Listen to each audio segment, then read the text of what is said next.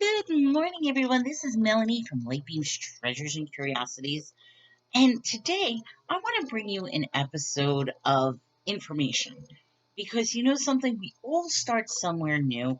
We all start on our journey at different places.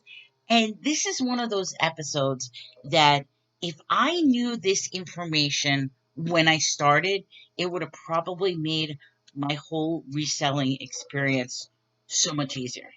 So this is the stuff I want to give to all the new people who are just starting out. These are like life lessons that I learned and I'm continuing to learn along the way. But if I knew this when I started, wow, my business would be so much further along than it already is. So I hope you enjoy this lesson. This is some tips and tricks. And tell me, do you find that you're in this situation or you wish you knew this? Would love to hear your feedback. So the first thing is when you're brand new to eBay, you literally will have a bullseye hanging over your head because the first thing is you're not going to have a rating or you're going to have a very small rating because remember, they don't even start rating you until you reach 10 sales. So you do need 10 sales. The second thing is because you're new to eBay, you are going to be confronted by a lot of scammers. Scammers specifically look for all the new accounts. This way, they could try to scam you. And that makes it really, really difficult because you're new, you're excited, you want to learn so much. And if by chance you get caught with a scammer, then you're never going to want to do eBay ever again. And you're going to get this horrible resentment against reselling. So, what I want to try to do is ease that so you didn't get caught in the scam. So, the very first thing is, and this is a rule, never talk outside of eBay. A lot of times you'll get emails that say, "Oh, would you kindly send me a text to this telephone number? Would you kindly write an email to this person? Can we discuss different payment options?" Never do that. That is a scam. You never want to talk outside of eBay. Um, if you develop a relationship outside of eBay through Facebook, through this, through that, that's another story. But what I'm talking about is if you have somebody that just randomly out of the blue contacts you and say, really interested in your item, can we talk about different payment methods, blah, blah, blah, then it is a scam. Block them, report them, do not answer them, do not send them any information, do not talk outside. They are trying to scam you. For some reason, it is almost as if the scammers always use the word kindly. Now, there's a few reasons. The one reason is most of the time they come from European areas, and kindly is a very common European address when you're talking to each other back and forth. But the second thing is, from an American perspective, and I am talking about American, is when you use the word kindly, it eases down. At the same time, it is a manipulative tactic that people use where basically they are giving you a command and doing it nicely. It's a weird little scam technique that has been taught if through neuro linguistic programming, through ways to manipulate, is instead of saying would you be so kind to do this item, that's giving you a choice. Kindly, would you do this? It's giving a command. So it's a very, very interesting study if you look at how people use certain words and whether they're asking you for something or ordering you for something. So there's a very interesting theory behind the word kindly. So that's just a complete aside. But if you ever get an email that says, kindly send me a text, let's talk about payments outside of eBay, ignore it. Do not respond to it. Now, the next thing is so you're excited. You're finally reselling. Now, I will be honest, it is very, very frustrating in the beginning because, first of all, eBay imposes so many restrictions, whether it be you can only list X amount of listings per month, or PayPal is going to hold your money for the time being. they basically are trying to protect not only themselves but other people that are purchasing as well. So get through the initial holds that they place on your account. Generally speaking, as long as you have sales and things to show for, 90 days is usually when they completely free your account. You will notice on a monthly, they'll start raising and raising and raising. What I say is get through the first 10 sales. You get through the first 10 sales, you're going to be great. Somebody asked about would it be wise to invest in a printer? Okay, this I'm going to address because I will be honest. For a year, and this is me being extremely stupid, for a year, every day, I would go to the post office, I would go up to the counter, have them weigh it, have them put a label on it, have a nice conversation with the wonderful postal ladies, and have them do all the work. Simply because A, I didn't have a printer, B, didn't understand the concept really of how postal system work, and C, it was nice that I was able to get out of the house and do that. I was extremely stupid. I will admit that.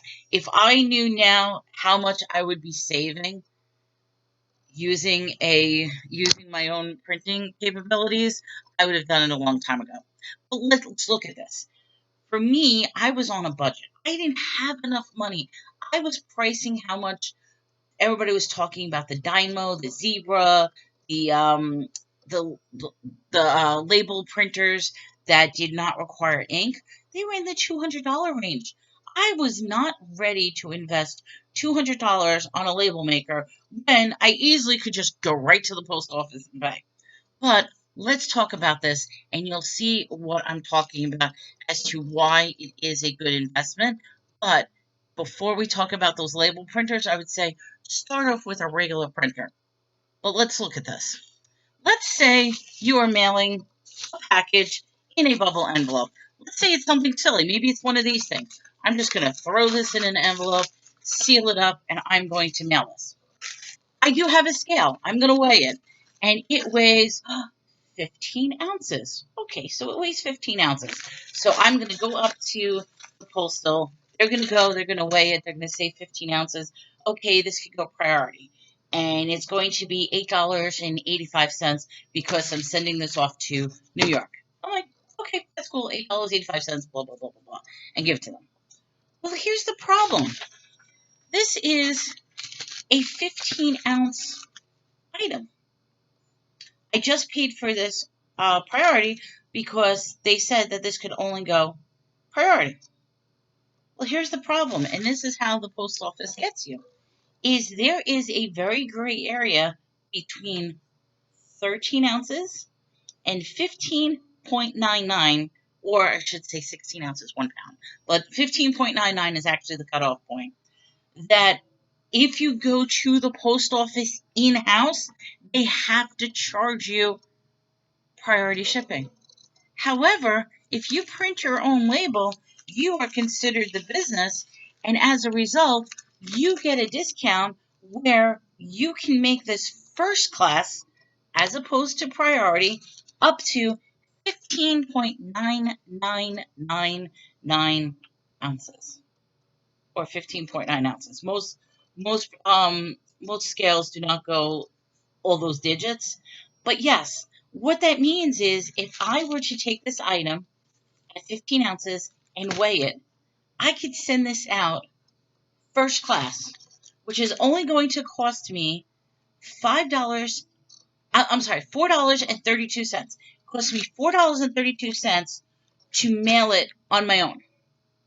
Whereas if I go to the post office and they weigh it and this has to go priority, it is going to cost $8.85 to get that package to New York.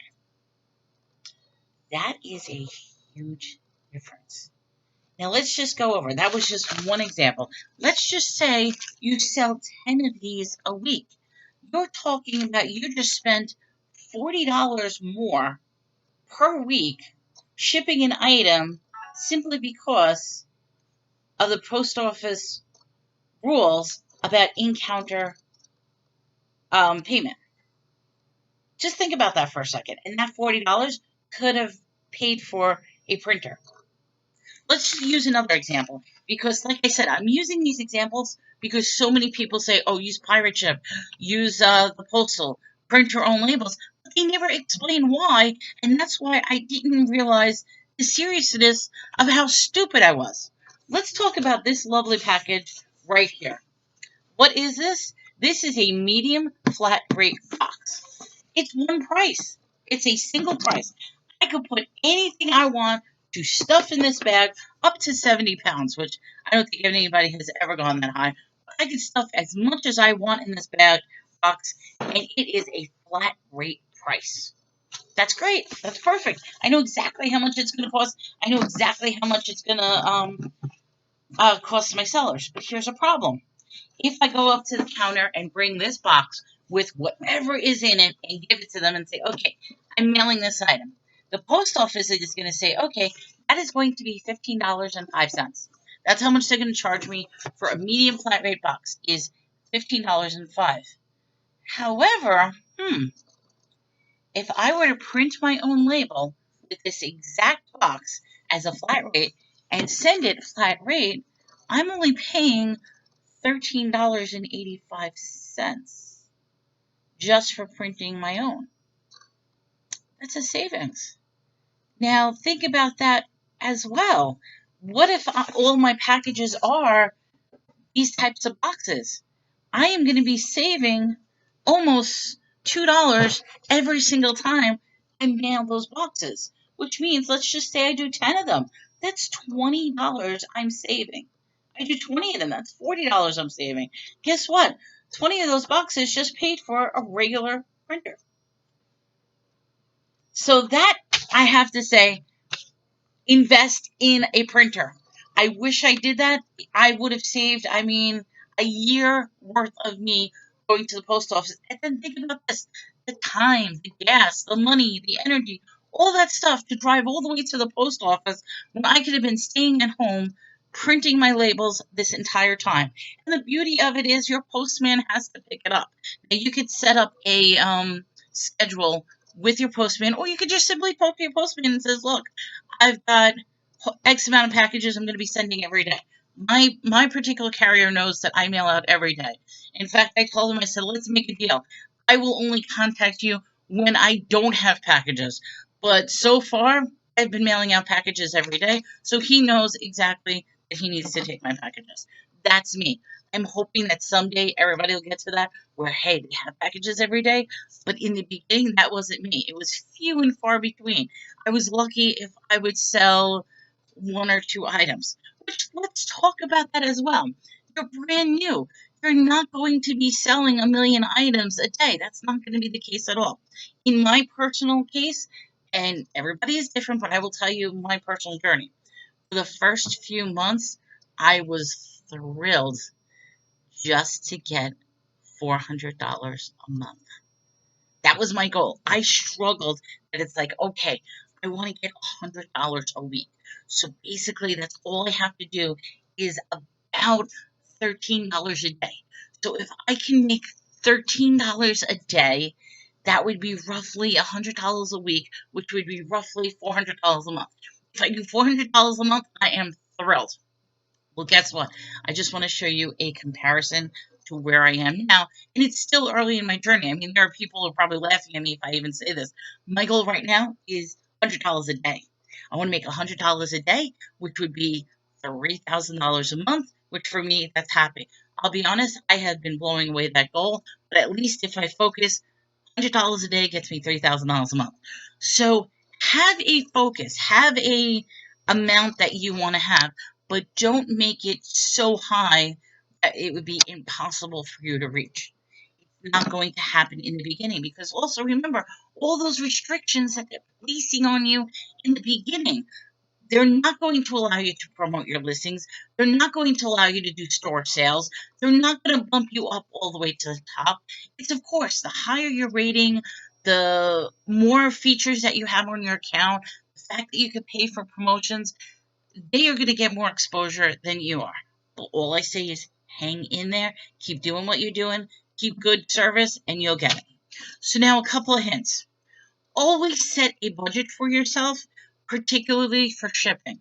There was a time where I would sell more items that I had enough for shipping simply because of the holds that they placed on the money. Now, with managed payments, I'm so grateful that they finally changed it where you are allowed to use your funds, your available funds in your account. But in the beginning, you were never able to use your available funds. So I had to make sure that I had a cushion to cover all the shipping, particularly since I was going to the post office, but to cover all my shipping, especially on the weekends where I knew that I would be selling more. So for me, Mondays was always the worst day for budgeting because I would have all those sales that I did over the weekend that had to go out on Monday. But yet, because I had all the money pending up and locked up, waiting for them to initiate a direct deposit, I never had the money to make those to pay for the shipping. And that was so frustrating.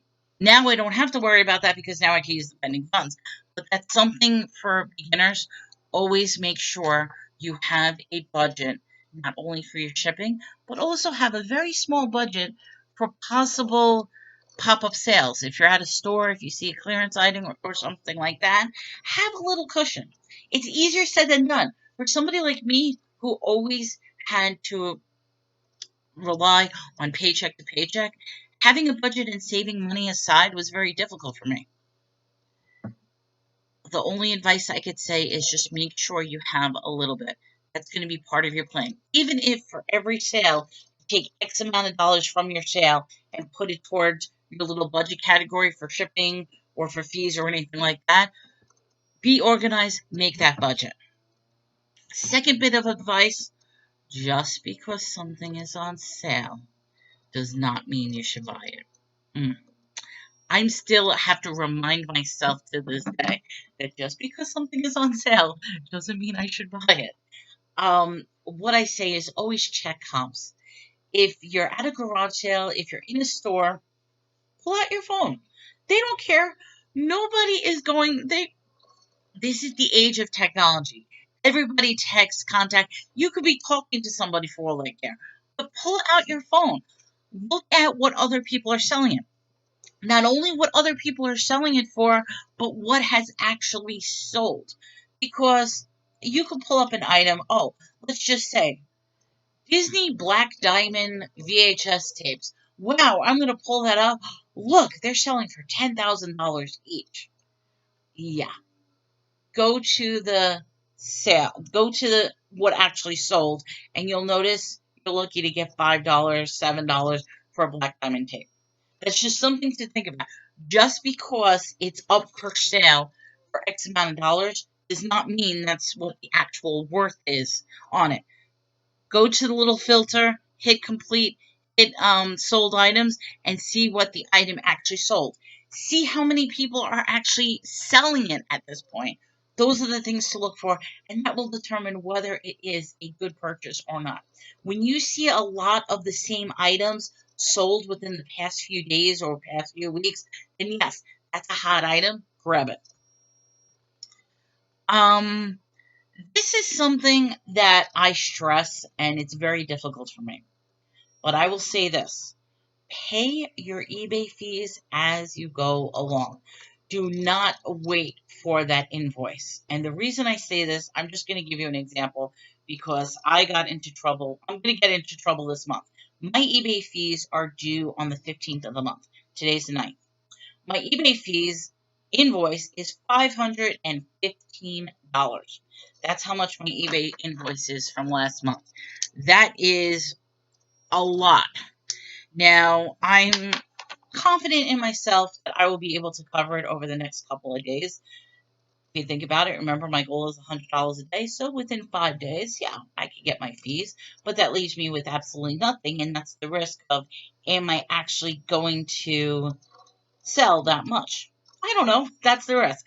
But what I'm saying is, if I would have taken my own advice, and that is every couple of days, every week, every sale, however I want to do it, just take a small portion and just do a one-time payment and pay those fees, guess what? I would not have the problem that I'm in now. So I warn new people, pay your fees early. If you don't decide to pay it, at least set the money aside to pay it, because those eBay fees will rack up very, very quickly. Now, as far as items, start sourcing around your house. The best items to sell are the ones that you don't pay anything for, the freebie items, the stuff you were going to get rid of anyway. Look around the house. Do a big spring cleaning. What is around the house that you do not use, that you haven't touched in a while, that you do not wear? I mean, clean out your closet. This is the best time. It'll make more room in your house. It'll get rid of some of the clutter in your house, and also it'll give you some confidence that you're not going out there spending so much money, because you're already selling items that are around the house to begin with. And don't only use eBay, use other methods. Use Facebook Marketplace, do a garage sale, use Etsy, use Mercari. There are so many Craigslist. There are so many programs out there. Offer up, let go. Find out what platform works for you, depending on what item it is. And you know something, it is okay to cross post. I cross list all the time on all the different ones. The only thing I warn is make sure you keep up with it. That as you sell one, you take it off the others. That's the most important thing. But you know something, it gets you out there. It builds a clientele. It gets people to know who you are. And then, what else? I know I spoke about so much, but I mean, I'm going to leave it at that because I've already been talking for 20 minutes straight. That's great. I want to wish everybody good luck. I mean, you are going to learn so many things along the way. You're going to be making a lot of mistakes, but then it's almost going to be the excitement. When you hear the cha-ching off your phone, when you see that sale light up, and it just is going to be this wonderful feeling that the effort you actually put into it will bring some results.